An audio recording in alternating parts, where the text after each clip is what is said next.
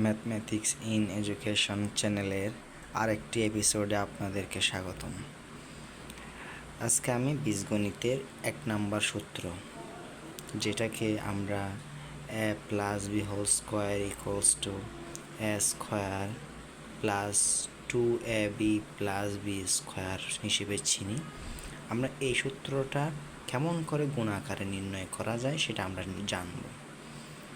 প্রথমে আমাদেরকে ধরতে হবে যে ধরেন a plus b whole square, এটাকে আমরা a প্লাস বি আর a প্লাস বি দুইটা আকারে ভেঙে লিখলাম, কারণ কোনো কিছুর উপর স্কোয়ার থাকা মানে সেটা দুইবার।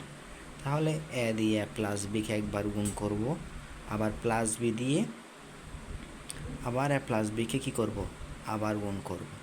তাহলে এর সাথে a যদি আমরা গুণ করি a স্কোয়ার, এর সাথে যদি বি গুণ করি a বি প্লাস এর সাথে বি এর সাথে গুণ করলে সেম এ বি বা বি যে কোনো একটা হয়, প্লাস বি এর সাথে বি গুণ করলে বি স্কোয়ার। তাহলে আমরা এ স্কোয়ার লিখলাম প্লাস একটা বি দুইটা বি, তাহলে 2ab প্লাস বি স্কোয়ার লিখলাম।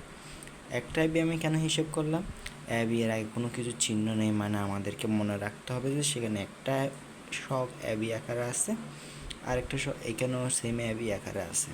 তাহলে একটা এ বি আর একটা বি 2ab মিলে হয়েছে।